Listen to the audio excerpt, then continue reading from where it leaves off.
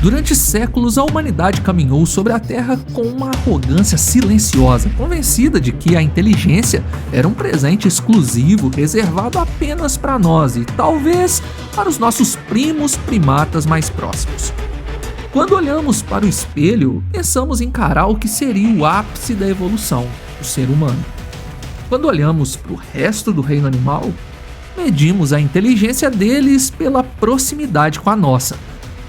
O chimpanzé, que usa um graveto, o golfinho, que entende gestos e sons, o elefante, que lamenta seus mortos e possui uma memória absurda.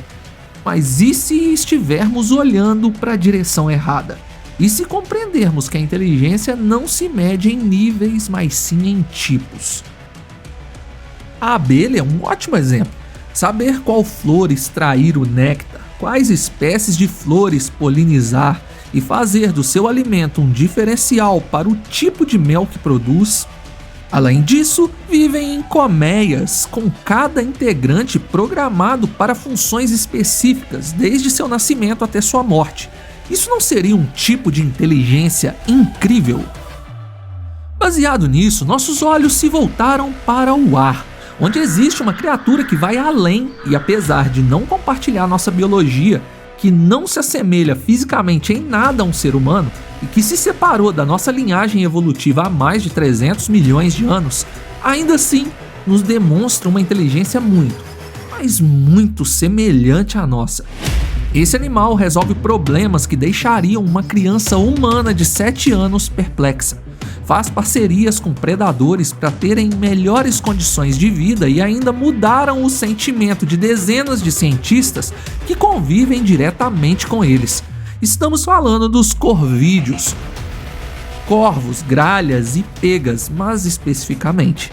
Eles não são apenas pássaros. Eles são, sob qualquer definição funcional, primatas com asas. A história que você vai ouvir agora não é apenas sobre pássaros espertos. É sobre como a natureza encontrou uma maneira alternativa e talvez mais eficiente de construir um gênio no meio selvagem. Então deixe seu like e se inscreva, é de graça e nos ajuda muito. Agora, vamos ao vídeo. Quando pensamos em inteligência animal, a imagem padrão é a de um mamífero, um cão leal que sente nossas emoções ou uma orca coordenando um ataque complexo no oceano, um primata que possui movimentos quase humanos, e a inteligência parece prosperar melhor em mamíferos, não é? Mas a evolução é uma força criativa implacável e não coloca todos os seus ovos na mesma cesta. No mundo das aves, os corvídeos representam uma anomalia estatística e comportamental.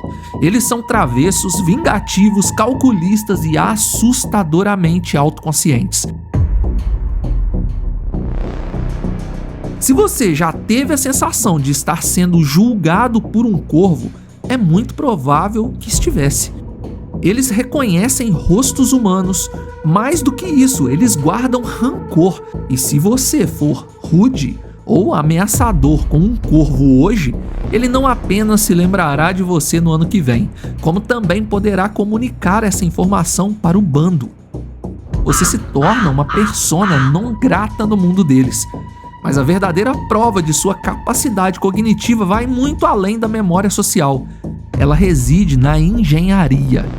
E não estamos nos referindo somente à habilidade de falar, porque eles também falam, imitam vozes humanas. What's up? What's up? What's up? How are you? How are you? How are you? Estamos nos referindo a uma inteligência real e demonstrável. O protagonista dessa revolução cognitiva é o corvo da Nova Caledônia. Se os corvídeos são uma família real da inteligência aviária, o corvo da Nova Caledônia é o rei indiscutível, o Einstein dos céus. Cientistas vêm submetendo essas aves a baterias de testes que fariam muitos estudantes humanos suarem frio. Em 2014, um desses experimentos mudou nossa compreensão para sempre. A configuração era simples, mas diabólica. Tubos cheios de água com uma guloseima flutuando fora de alcance. Para um animal comum, isso é o fim da linha. A comida está lá, mas é inacessível. Para o corvo, isso foi apenas um convite para aplicar a física. Sem treinamento prévio, as aves analisaram a situação. Elas tinham pedras e objetos pesados à disposição. O que aconteceu a seguir foi a encarnação viva da fábula de Esopo. Os corvos começaram a jogar pedras dentro do tubo, mas não de qualquer jeito, eles entenderam o princípio. A profundidade desse entendimento ficou clara quando os cientistas tentaram enganá-los. Colocaram um tubo de água e outro com areia. A guloseima estava na mesma posição em ambos. Jogar uma pedra na areia não faria a comida subir.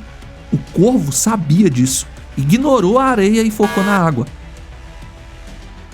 Em seguida, os pesquisadores ofereceram objetos que flutuavam e objetos que afundavam.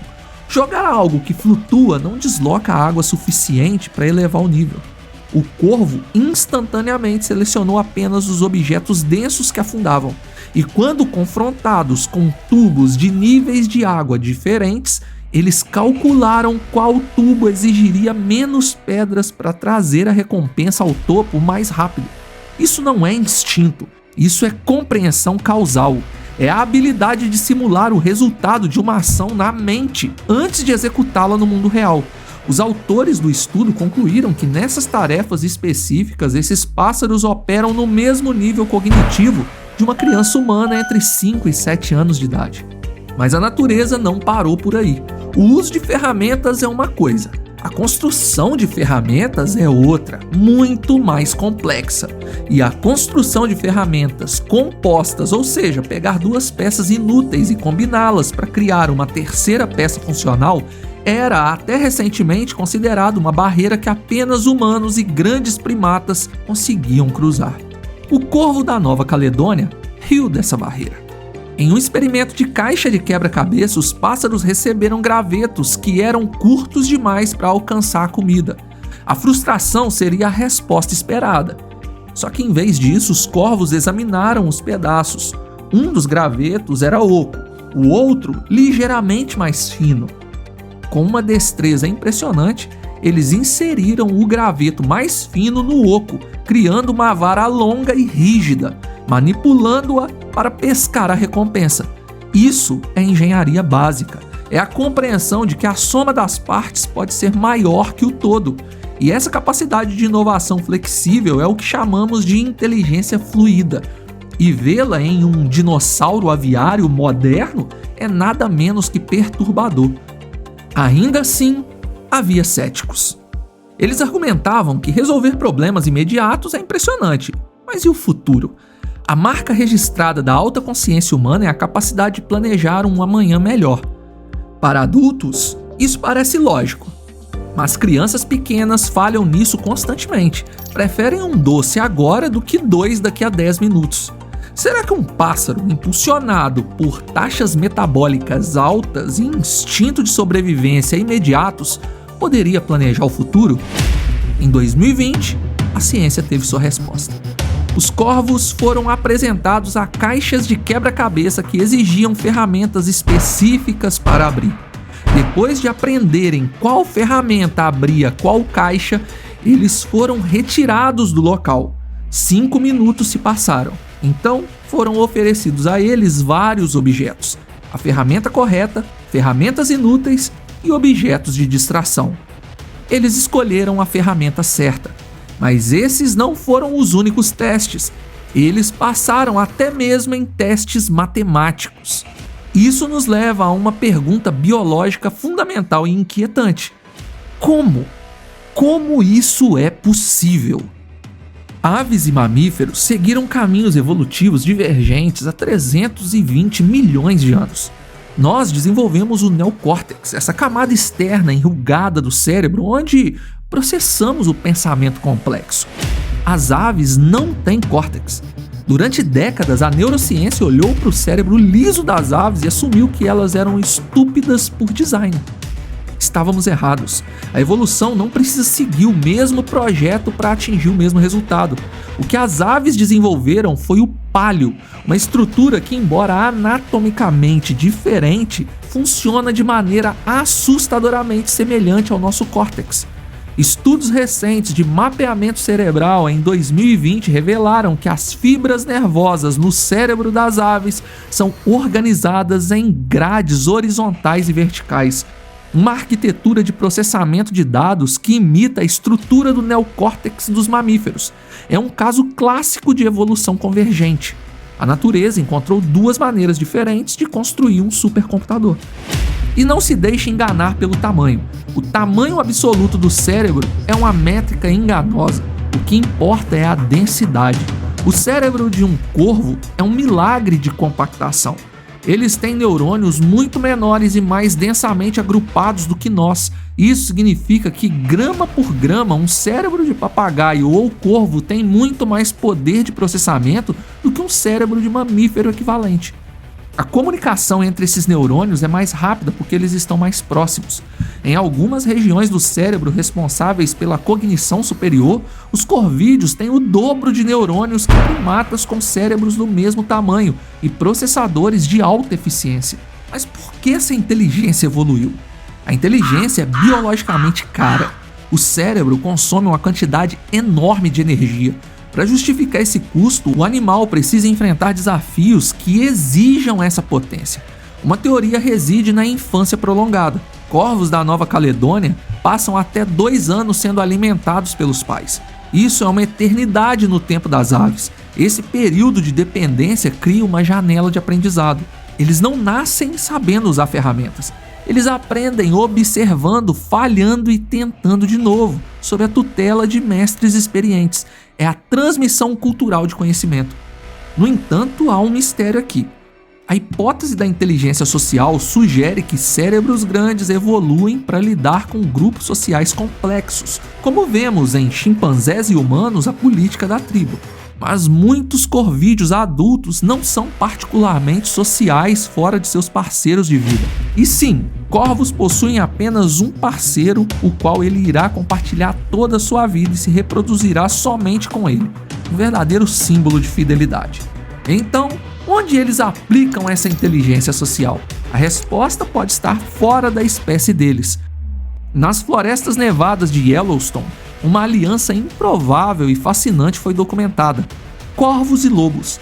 Não como predador e presa, mas como parceiros. Os corvos foram observando, brincando com filhotes de lobo, puxando suas caudas, provocando-os para jogos de perseguição e cabo de guerra. Parece diversão, e é, mas tem um propósito. Ao construir um relacionamento com os lobos, os corvos garantem um lugar à mesa. Quando os lobos caçam, os corvos são os primeiros a saber. Eles agem como batedores aéreos, às vezes levando os lobos até as carcaças, sabendo que os lobos abrirão a pele dura que os bicos dos corvos não conseguem perfurar. É uma simbiose tática de duas espécies inteligentes que sabem extrair o melhor um do outro para não apenas sobreviver, mas para prosperar. Essa capacidade de interagir com outras espécies levantou uma questão final e controversa para nós humanos. Podemos colaborar com eles? Ou melhor, podemos empregá-los? A ideia parece saída de um romance cyberpunk, mas já é realidade. Startups e parques temáticos na França começaram a treinar corvídeos para coletar lixo. A premissa é simples: o pássaro encontra uma ponta de cigarro ou um pedaço de plástico, deposita em uma máquina especializada e recebe comida. 6 gralhas foram oficialmente contratadas em um parque francês, trabalhando 4 dias por semana sob supervisão humana. É fascinante, mas levanta questões éticas. Estamos transformando a vida selvagem em trabalhadores não remunerados para limpar a bagunça que nós mesmos criamos? Alguns cientistas que trabalham em estudo direto com essas aves afirmam que inicialmente pensaram se tratar apenas de mais um animal comum. Mas depois de meses de convivência e experimento, começaram a considerá-los como mini pessoas feitas de penas. Se gostou, compartilha, deixe seu like e se inscreva. Obrigado por assistir, fui!